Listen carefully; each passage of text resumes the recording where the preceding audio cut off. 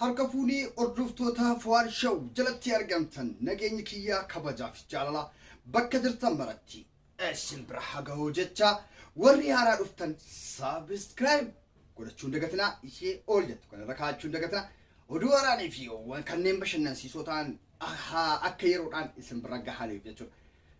Qaqqaaliiwwan Oromoo kiyya asirratti argamtan xiqqaaf guddaan keessan akkam jirtu jedha. Obbo Naayimar Fuwaad yaarrammoo oduu aaraa odii ajaa'ibaa tokko isiniif qabadhee dhufeen jira jechuudha. Maal qabattee dhufte yaa Obbo Naayimar Fuwaad jechuun keessan hin oolu jechuudha. Innis maal inni beektu gara Kaayiroo kanatti jechuudha dubbiin eegalamee jira jechuudha. Qeerroon jechuudha shamarran qeerroon hojii isaanii kan labsii duraan labsii guyyaa lama sadi dura intalli tokko boleettiin keenya labsii kana labsiteetti akka addunyaatti jechuudha. Warra dhiiraarraa warra dhiiraa jechuudha jaazaa buusanii ka'anii shamarran kana miidhan waan adda addaatii fi ergaa jabduu labsii cimaa akka labsiteedha jechuudha. Shamarran biyya adda addaa jiraatanuuf labsii kana kan labsite jechuudha. Akka addunyaatti ajandaa ta'ee kan dubbatamaa jirudha jechuudha. Har'a garuu hojiirra oolee jira jechuudha. Labsiin dheengadda labsame jechuudha. Har'a hojiirra oolee jira. Kan eegalame Kaayiroo Iskandariyaa irratti eegalamee jira jechuudha. Egaa wanti dhoohinsi Kaayiroo keessaa dhoohe yookaan immoo dhukaasni Kaayiroo keessaa dhuka'e addunyaa akka wal ga'u gurra keessaa qabaachuu qabdu qeerroon dhiiraa jechuudha. Of eeggannoo isa cimaa gorsa isiniif qabadhee dhufeen jira. Haala kamiin akka murame isinitti hima jechuudha. Waa hundaayyuu bilbilaan qunnamee dubbadhee hin jira jechuudha. Amma fakkeenyaaf wajji warra hiriyoottan koo Kaayiroo jiraatanuuf jechuudha. Bilbileen jira jechuudha. Bilbilee waan kana dhugaaf ta'uu soba ta'uu adda baafadheen jira jechuudha. Akkamitti akka wanti kun uumame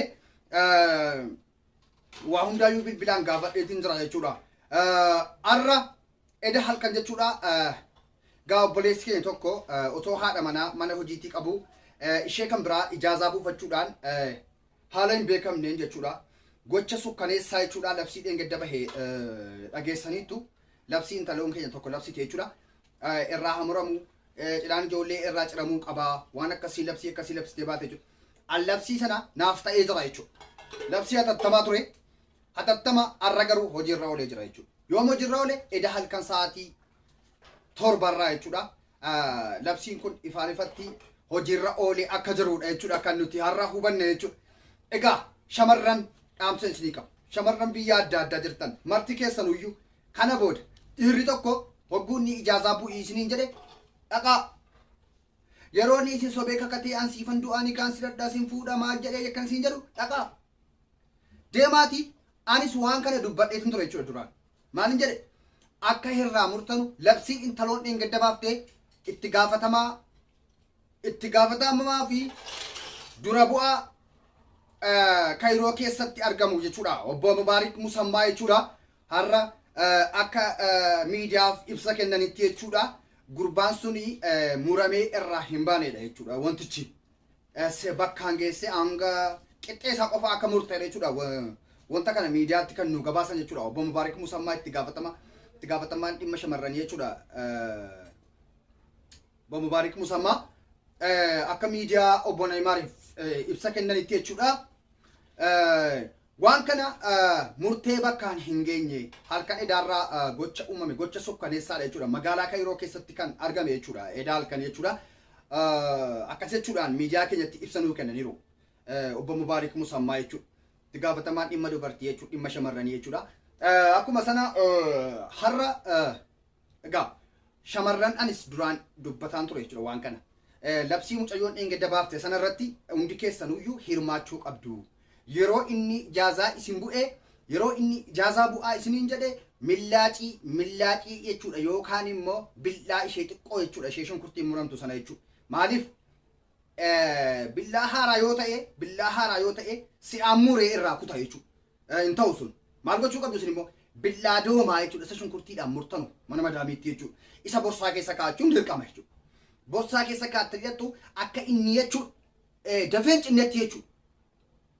Nama rakkattee osoo nama rakkiftuu jedhamu immoo yeroo murtu jechuudha. Yeroo murtanu hundi keessanuu isiniif dhaamaa jechuudha shamarran. Rakkattee osoo nama rakkiftuu ilaa shat akkanatti iyyuu rakkattee osoo nama rakkiftuu jedhaatu iyyuu rakkachuu qaba jechuudha yeroo muramu sana rakkisuu qabdu. Kanaafan billaa doomaadhaan malee billaa qara qabuun hin murinaa jechuun koo kanaafanii jechuudha. Yookaan immoo millaacii ni beektu millaacii shekna. Millaacitti ishee fudhadhaatii doomaa ishee jechuudha kan qeensaan ittiin murattan waan doomsitan jechuudha itti fayyadamaa. Rakkattee osoo nama rakkiftu aqtul bakka itti gaafatamaan keessan ana jechuudha abbanaa marfuu adii jechuudha bakka jirtan hundatti jechuudha. Kanaafu kana booddee labsiin engedda bahee kun kumaandi poostiin kaagaa akka biyya arabaa adda addaatti jechuudha kan labsame jechuudha. Kumaandi poostiin dhiirarra kaa'amee jira jechuudha. Yaa qeerroo isin immoo ofii jettan of eeggadha. Jaazaan buusina shamarran kana booda amantani. Kana booda ijaazaa hin buusina. Tokko. Ergammoo fiddanii borsaa ishee fattashaa. Borsaa ishee jechuun ciraa. Shamarran isin immoo dhannaan ciraa. Ndazza ማለት ነው. Kana booddee wanti manfuwaa keessatti wanti Dubaayin keessatti jaazaa wal buufatamee jechuudha. Sirbaan dhugaatiin dhugamee wanti wal cafacafamuuf hin jiru jechuudha. Kana booda furmaata argatee jira jechuudha. Baga gammaddan እንኳን ደስ ያላችሁ ዛሬ በይፋ ታይቷል። በይፋ ስራው ላይ ውሏል ማለት ነው። በጣም ይገርማል። አዳሜ jechuudha አንቶ ኮንኬ ነትብል ብልተቤት ከዱሻ በራን jechuudha. ተኮንኬ ዳሪ ጎንበይ ሲላዩ ሲበቀደን ጅራ ዋንተ ይላል ነትሱ አማ ነራ ቡሱፊ ሲላን ጅርቱ ጀናን እሲዩ ነራ ቡሱፊ ቆጣኛተን አንገራኮቲን ስቶፕ ዱመቴ jechuudha. Ko bonai marfoo silayu kwa jaarsan beektu waan akkana ni hordofan jechuudha. Kana booddee silaasi baqadheen jira. Yaa moortitti amma wantati dhuftee narraa murtuuf hin jiru jechuudha. Angara kootti keessaa galeera har'a booddee labsiin hatattama engedde labsame jechuudha. Hojiirra ooluu eegalee jira. Shamarran bakka biyya adda adda jirtan warri sagalee koo kana dhageessan marti keessan iyyuu ajaja amma ani isiniif kenne gochuun keessan dirqama. Maal gochuu qabdu? Yeroo inni rafe yeroo inni jechuudha nyaatee kee rafe yeroo nyaatee kee rafa jechuudha. Yeroo nyaatee kee rafa waan ta'eef inni nuyi of hin beeku jechuudha. Jedhee yeroo inni hoggoonni of wallaale jechuudha. Isin immoo maal goote? Suuta jettanii gara mataa kana qabattu awwala jechuudha. Gara mataa cimsitanii qabattanii dura shot gadi butaa immoo walakkaatti murina. Walakkaatti muruu osoo hin taane gadi butaa dagatti tokko doodii shot xab irraa muxuut bakka achii ka'aati hawaasa si borsaa keessa kaa'adhaa fudhaa galaa barbaaddan. Horii guddaatti ba'a jechuudha. Gurgurattu geessanii yoo barbaaddan. Kanaafuu hundi keessanuyyuu Dubaayin keessattis wanta akkanaa eegalamee jira waan ta'eef hundi keessanuyyuu of eeggadhaa. Dhiironni Dubaayin keessa jirtan warri dhokattanii jechuudha shamarraa ulfeessaa jirtan. Kana booda ofii keessaniif ulfooftu jechuudha. Ofuu keessaniif iyyuu isinirraa cirameennaan ulfooftanii teessu jechuudha inshaallah. Hinafu shamarran labsii isin baafatte kun naa ta'eera jechuudha. Hanga yoomitti shamarraa saamtu? Hamma yoomitti itti taphattanii kaatanii rukuttanii jajaamsitu? Hanga yoomitti saamaa jiraattu isin ilmoo namaa? Ilmoo namaa akka hamma yoomitti taphattu? Hamma yoomitti garaatti feetanii akka barbaaddan itti taphattanii kaatanii bawwaa keessatti geessanii gattu? Hamma isinitti cirameetu iyyuu bawwaa keessatti gatama jechuudha. Zalaastikee sadhumaati jechuudha. Bakka kanamba yallan bakka kan boola. Rip ማለት ነው. ዱነር ሰደቀላሁ ላዚም ሶዳነር amma inni warra qabu ni haadha manaa qabu iyyuu akkamitti amanee wajjin ciisuudha yaa jabbi sodaaneerra. Billaa shunkurtii murantu mana keessa jira. Billaa lafti wanta adda addaatti muruu mana keessa jira. Akkamitti of amanee hirriba fuudha kana booddee. An silaasii baqadheera. Lammata daarii kee bahu. Na amanin siin jedha bara. Na aman.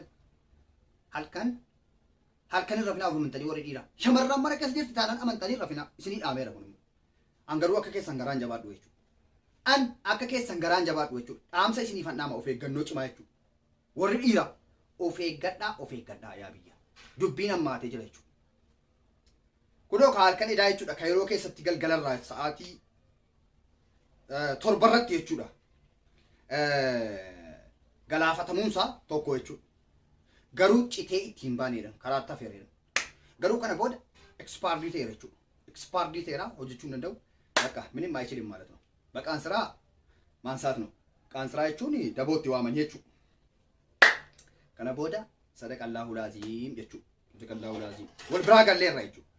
Wal biraa galleerra wal biraa gallas hamma kana booddee furmaanni kana ta'uu qaba. Dirqama. Kanaaf kaayiroo keessatti eda hojiirra oolee jira. Maal gochuun? Aqxul jechuun hojiirra oolee jira waan ta'eef dalagaarra oolchaa isinillee. Warri biyya adda addaa jirtan hundi keessan dalagaarra oolchuu hin dagatinaa. Eeyyen oduu haaraan kana. Inni itti aanu hundi keessan iyyuu immoo shamarranis dhiirris ergaa kana waliif daddabarsaa sheer waliif godhaa bakka sheer jedhu tuqaatii iimoodhaan waasaappiidhaan waliif daddabarsaa nuyi illee akka oduu haaraa finne isin biraan geenyuuf sheer gochuudhaan laayik gochuudhaan nu jabeessaa jenna galatoomaa ulfaadhaa obbo Neeymaar Fu'aa keessan baay'ee isin jaallata jechuudha. Yoo isin jiraattan inni hin jiraatu. Yoo an jiraadhu isinillee jiraattu. Kanaafuu isinin jaalladhan jedha. Rakkoo kanarraa of baraaruu qabdus. Waan isin jaalladhuuf jechuudha. Laayikii tuquun dagatina. Warri haaraa dhuftan sabskiraayib godhadhaa. Warri immoo ergasii jettan laayikii gochuun dagatina. Yoo barbaaddan immoo እንደዚህ ማለት ነው እንደዚህ ቡሽ